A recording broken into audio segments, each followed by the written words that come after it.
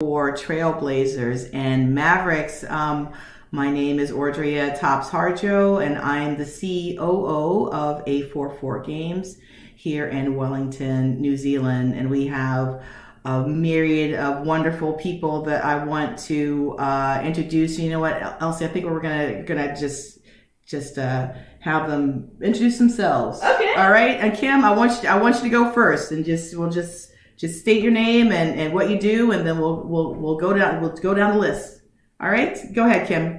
Yes. Hello, I'm Kim Belair. I'm the CEO of Sweet Baby Inc., and I'm also a writer, narrative director, and narrative designer. I am working with Audria at A44 right now, and up to a bunch of other secret things. Okay, great. Charles, why don't you go next? I'm Charles Webb, senior writer at Rock City Games, and I'm also working with Kim on my current project. Everyone's working with Kim, literally everyone on this call. And a senior writer and sometimes narrative designer. Perfect. Thanks so much. And Chu. Hi, I'm Chu Tang. I'm a senior graphics engineer at Soul Machines. It's actually a company based in New Zealand. Awesome. Great. Crystal. Hi, I'm Crystal. I'm a senior technical producer at Unity on the XR team. Awesome. And Marcella. That's you, girl. Oh, hi. I'm Marcella Brown. I'm an effects artist at Walt Disney Animation Studios in LA. Awesome. And Marcus. Hi, my name is Marcus Levere. I'm a VFX supervisor on set and in-house here in Vancouver. Perfect. And last but not least, Chris White. Hey everybody, Chris White. I'm a visual effects supervisor. I'm here in Wellington, New Zealand at Weta Digital, and I work in a combination of feature film and streaming media, and special media projects once in a while. Well, perfect. Well, let's get started. So I want to talk to you guys about your experiences, and I want to figure out where we can support each other and figure out how we can spread the love and see if we can get some more people into the industry. And what would your advice would be for some people like wanting to change tracks or having some young people come into the industry? Like, what would you suggest for them? Can I jump in? You sure can. Oh, okay. First one here. No, just kidding. You find that, I'm making that like as a joke, but you'll find that in a lot of the companies, you are the first one that looks like you or sounds like you at your job. And so my advice to anyone getting into the industry or wanting to pivot in their careers is to make sure that you keep in contact with people, because this industry changes a lot. Companies get acquired. Companies go out of business, and you'll find that you work with someone on one project at a company. A couple of years later, they're in a different role, or they have more responsibility. Maybe they can hire, maybe they can greenlight your project. So definitely stay in contact and network with people. That's fantastic. I would fully agree with that. That's exactly how I think. So for some background on Sweet Baby, what my company does, at least in part, is one, we work on a lot of narrative projects. We try to do the narrative work, but we're also about like getting new talent into the industry via like work, training, stuff like that. And so much of what we do has been just because people ask like, where do we find young talent? And the answer is just in our communities. It's knowing someone who worked on a project who says, hey, this person who I really think is cool doesn't have a shot at anything. And I think like the best, especially for like marginalized people, you have to do the legwork to, I think, to go to those communities to find people within your own spaces and kind of gather them there. Because I think the hardest thing that we have in this industry is kind of finding our way in. So many people are like, oh, just apply or go and get the jobs, like try, like pound the pavement or something. But ultimately, I think the legwork is on our side to kind of go out and find people and do that outreach. Yeah. That's really true. I mean, when I first started at Rhythm and Hues, when I was a baby VFX person, there's like these generations and cohorts of people that they all started together. They go on to do great things, become COOs, become VFX supervisors. And when you're first starting, maybe at like the production or coordinator role, you think, oh my gosh, there's so many layers between me at this level and these directors and producers. And really, it's more flat. It's more like this, like how you all can help each other down the line in your careers. And like you said, you know, trying to take that talent from our community also means keeping track of where these people go along your career, because you're junior now, but when you're ready for that next role to get hired, or they're looking to outsource some shots or something, that's your opportunity. And it's because of the people that are like passing the torch when they leave to go on to places like New Zealand or Vancouver or Singapore and things like that.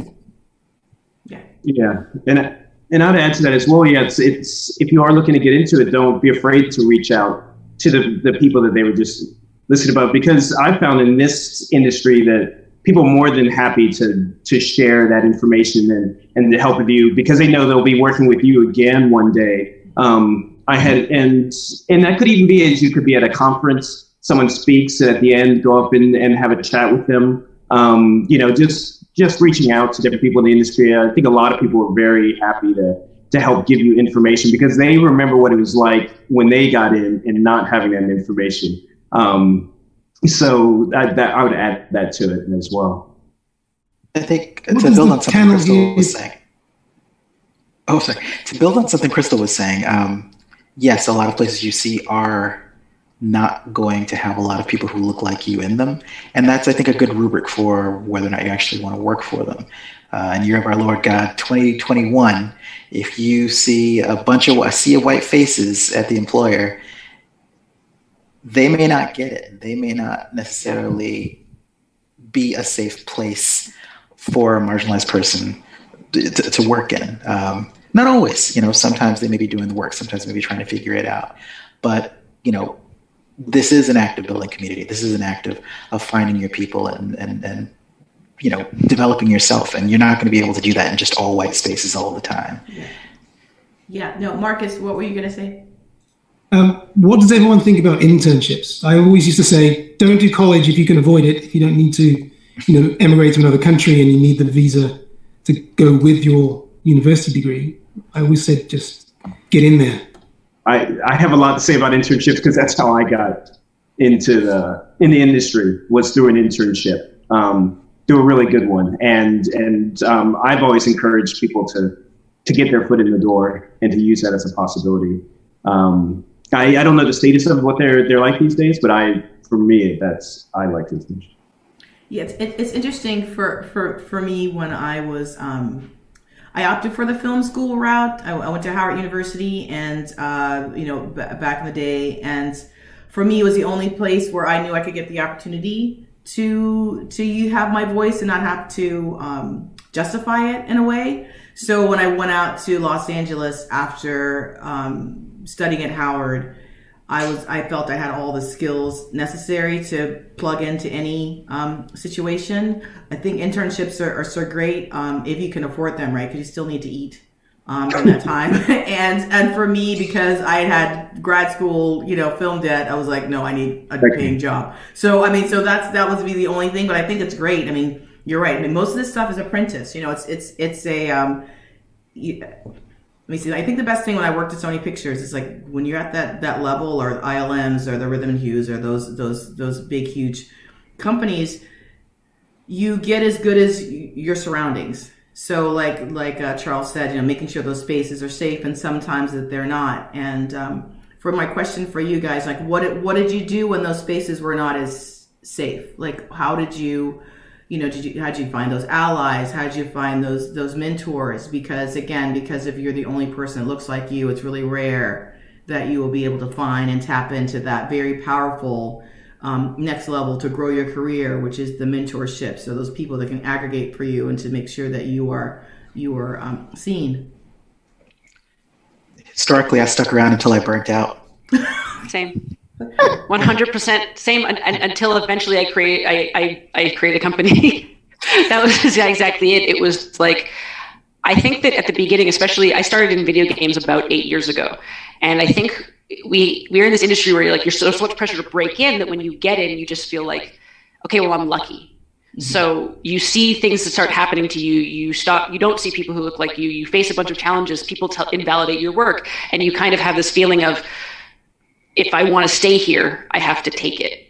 And I think it really takes like an amount of like career maturity, understanding, experience. And I don't begrudge anybody who completely burns out, because I think I was very much at the point of burnout when at least like my company started taking off, and I was like, okay, this is going to work. But otherwise, I think I probably would have left my industry eventually, because it was just so outwardly hostile. And actually, what's funny about when I talk about like working with everybody, at least working with 2 people in this call, it's like the reason for that is that when I find people, I'm like, I want to do that work. I want to collaborate with people who I care about. I want to collaborate on projects that I care about, because now it's so important to me to put that first.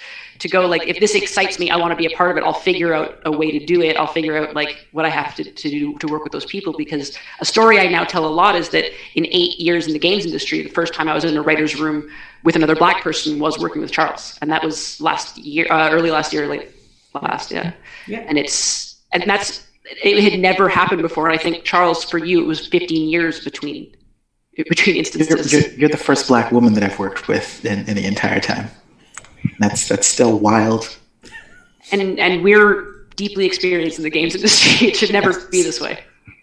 Wow. Yeah, I've hardly seen any of us around.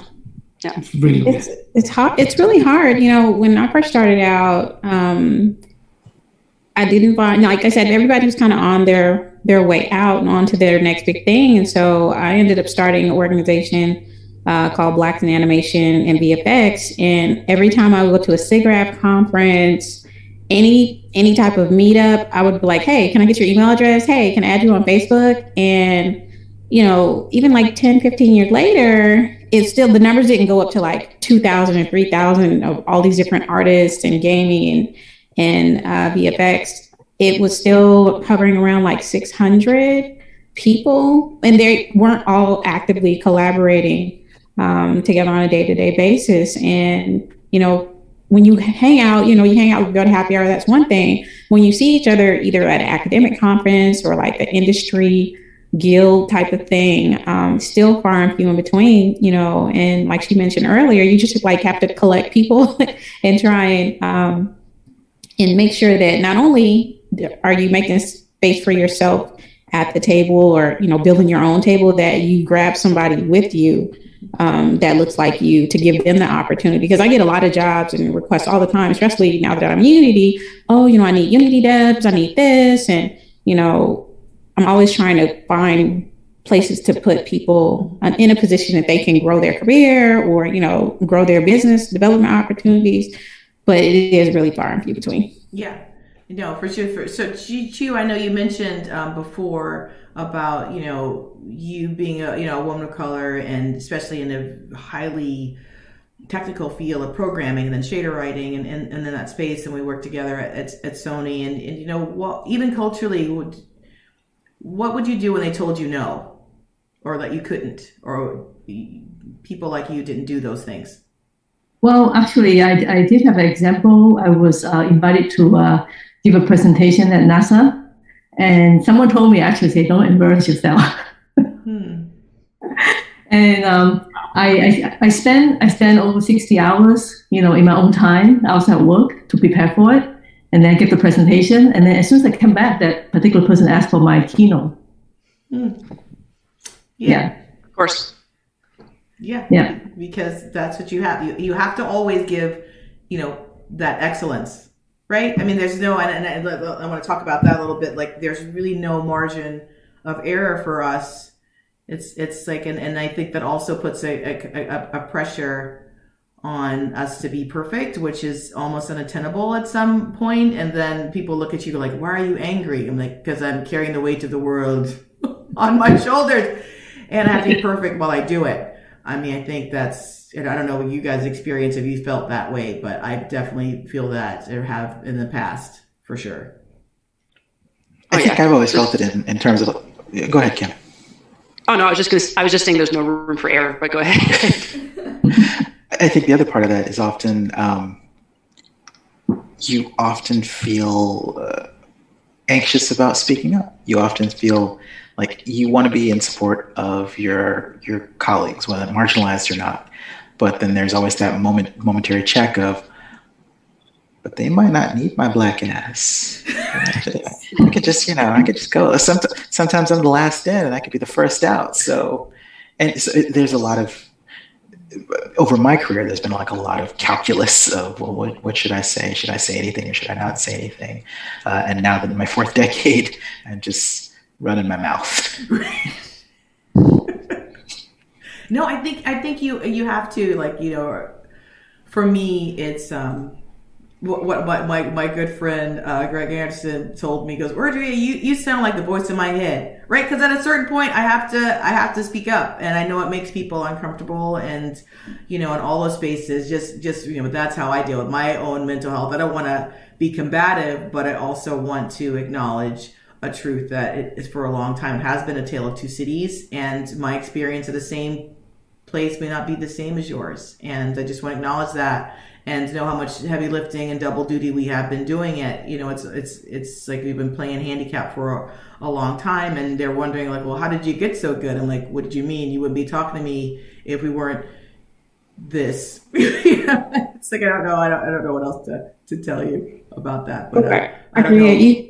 Go ahead. You hit it on the nail on the head. I mean, years of having a code switch, and it's already, you're in these different positions. You deal with so many over-the-top personalities working in these industries that you develop like this thick skin. Like, well, they say this, I should be able to feel comfortable saying that to them. And you don't ever want to feel like you have to shrink yourself or make yourself feel less than because of your gender, your race, your orientation, or anything like that. And I just feel like, obviously life is too short, but you have to show up as your authentic self at work, who you are, the communities that you come from, the countries that you come from, because they're not going to make any excuses for themselves. You have, it's not like you have to, like you said, you don't have to be combative with like, I'm in your face, with everything. I mean, me personally at work, people probably tell you at all the different companies I've been at, I'm very outspoken, because when else am I going to have a chance to have a platform in front of these billion-dollar companies to tell you exactly how I feel? There's no focus group. There's no commercial you're going to shoot. You have me right here now to tell you that was wrong, or you need to improve these things, or this is how we can do restorative work within the community to make people feel safe and welcome. So, like she said earlier, so you don't feel so burnt out with crunch time and all these things, because at the end of the day, we're still human people, with feelings, families, and things like that. And nobody has time to keep letting you beat me over the head with, racism and microaggressions and misogyny and misogynoir. Nobody has time for that. Yeah. So now that you guys have kind of blazed your own trail, like, what do you see for the future? Do you feel it's bright? Do you feel like you have the support you need? Like, Kim, like you said, you created your own space. Like, how has it been for you? I mean, are you excited about the future?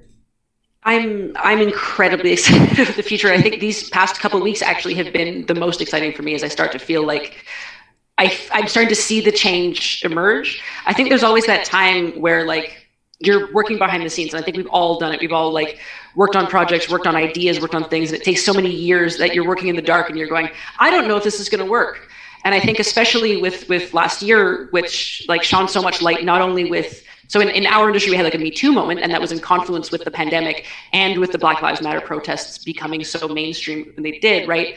That I think there was this feeling collectively, and I'm sure we all felt it, that it's like, this is simultaneously the hardest time in our lives and the best shot that we have of getting a way in. And so much of that was about the realization and the knowledge that this door will close. People will move on, and people will forget the promises that they're making now. So our job is to claw our way into whatever we can and stay there. Yeah. And it sucks that that's true, but I think that work I can see in so many companies and so many people and so many groups starting to pay off. Mm-hmm. And obviously in other ways, people have been super let down, but I'm hoping that, like, inch by inch we can do it. And for the first time this week, one of the people that I hired on to work during the protests he posted it on Twitter. He was like, he had formerly had aspiring game dev in his thing, and he posted a tweet that said, "Hey guys, I'm a game developer now." And that is just one person, but I was like, okay, I can rest a little bit, because that means that that's one more person who can now work on other things. And maybe in 15 years, he'll hire me, we'll see how it goes. But I think that that's what's heartening, to be able to see a cycle starting to form. Yeah, no, that's great. And so Marcus, as you go on to your next venture with, visual effects supervising, what do you see for yourself? What do you want to change, or what do you want to do better? And what do you look forward to? I really want us to network more, especially through InclusionFX and some spreadsheets I'm seeing going around. I think if we start networking a bit better together, I think it'd be very exciting. I think that's the thing, because now I'm starting to reach out and connect to people in Africa, and connect to other groups, and like, well, we've got all the talent right here. Let's just do something right now. I think that never could happen before. I mean, I built a visual effects social network back in 2008, and I know how hard it was to kind of get anyone to work together. And I tried again in 2013, but I think just jumping onto LinkedIn just works pretty well now. I'm not sure what other platforms we could use. I'm all ears if anyone else has any recommendations. It's so hard because we're all working so much. I think that's the big challenge, right? It's that we also have to build our own, not only have to do a lot of work, but a lot of extra work within our own workspaces. And then we have to do that work as advocates, as ambassadors. And then we also have to be community builders and maintain those contacts. And I know that one of the hardest things sometimes is you finish your work day and you're like, I don't have it in me to do more, but it's so important. And so I'm so glad for these structures and trying to kind of combine structures so that we can make this some of the work that we do. I agree. Chris, what are your thoughts? Oh, I was just thinking about what Marcus said about the networking, and the other thing that some of the best conversations we've had in InclusionFX has been the side conversations. Not even just the networking is great, of other projects and working with other people you like working with, but even just me talking to Andrew about how do you do this, or even some of the technical conversations or work or artistic conversation, of having that community of like-minded people that you can just talk about those things too. So that's a community that you don't always have, is just that from an artistic level, not even just that we're not even maybe working on the same project, but it's just someone like you can share with. So I was just thinking about that with what Marcus was saying, building that community. No, I completely agree. As we've gone through this, I mean, we most of us have been doing this for a really, really long time, and I just remember, back in the days, I keep going back to Chu and I at Sony, we were kind of our best anchor. It just it was organic. We didn't really think about it, but it was just so great to kind of have her, another woman, another software engineer, and just being that excellent. It was really really great to have her around. So Chu, thank you for that, for being there. Thank you for being there. No, I think community is really important, because it does get a little isolating, and I agree. I remember I was trying to get another person to help on IFX, and she's like, well, I can't get her. She's busy. And I'm like running a studio busy, that busy. Yes, it's a lot of, it's a lot of work we're doing a lot, but it definitely, if not now, when, for me. And I so appreciate you. So appreciate you guys, and so I know we're kind of coming to a close. If there's anything anyone else like to add, we'd be happy to hear it. I actually just have a question for Marcella. There is, because you have a similar background to me, coming up in effects, doing effects, the effects work, particles and things. And for me, it was a lot of self-taught work. Have you found, for your coming up, did you have mentors, or how did you learn it? Well, I guess, mentors, yes. Because I guess because I went to Noman here in Hollywood, and once you're in Noman, it's I don't know how to explain it. It's you're in a safe space for at least 2 years. and they teach you, they train you, they look out for you, they get you jobs. That's how I started, like at NPC. Noman got me my first job. Like they're still hooking me up with jobs. Like, like they helped me get into Disney and Scanline, of course. Like I've always been kind of like overwatched as I go. Good. But at the same time, that had to be earned. That wasn't just like you got into the program. I had to like literally show and improve because the school is not easy. A lot of talented people come out of it. You kind of have to like fight for attention. And then obviously once you get into my first job, like it was a sea of white dudes and I was back at square one. So in effects, yeah, it's difficult as a Black woman coming in saying like, here, can I have a job when there's guys like been in it doing it for 15, 20 years. They're seniors. And they are not giving up their spot. So it makes it hard to to progress. I feel you. I know, and I used to actually. It's so funny. I used to work in the office right behind Noma, so I took classes there all the time. But there isn't like people there aren't at these companies places where they're just hand picking you to say, hey, young Black person, hey, Latinx person, I want to train you specifically to be a lighter so you can take my spot on the next X whatever title that's coming out. They're there, their kids work at these places, their grandkids work at some of these places now. But I'm glad you brought that up because I feel like when you get ready to, even within our industry, right? Like I've been in animation, I worked in VFX, now I work at gaming. There's nobody that really tells you like this is how you transition from one to the other. You don't always have to go get a degree from a university. You go to a place like Noma, you can do webinars and things like that. And it really doesn't matter how old you are because you could be, 18 and you're self-taught, or you could be 45 and watch the YouTube video. At the end of the day, can you do the work? Can you do it on time? Are you going to show up? You're going to turn in your work and you're going to communicate well.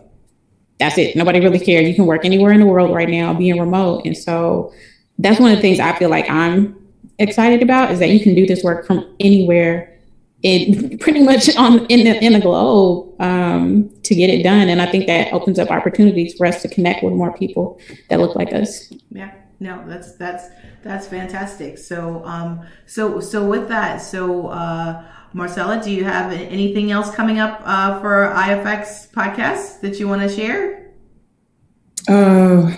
Oh yeah, I'm working on the season 4 right now of the VFX Club podcast. Yeah, that we have like 4 more episodes to record. I'm hoping to put it out in July. So that's it. And obviously new job. So getting used to working at Disney and new pipeline.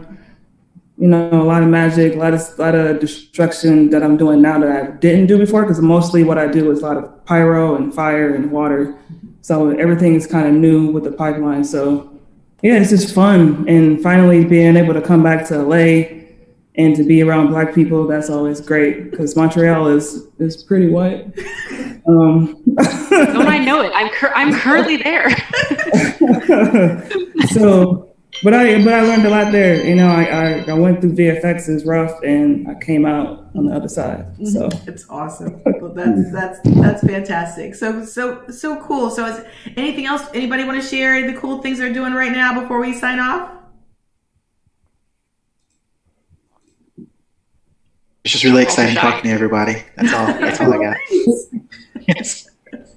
No, I really appreciate you guys. I love you guys. I love you all, and thank you so much for sharing your spirit, your wisdom, and your time with us. We so appreciate you around the world. I love doing this so much, and we look forward to doing this again. So thank you. I so appreciate you, and thanks for tuning in and watching. And hope you'll join us again next time. Thank you. It's a pleasure, everybody. Okay. Bye-bye. Bye.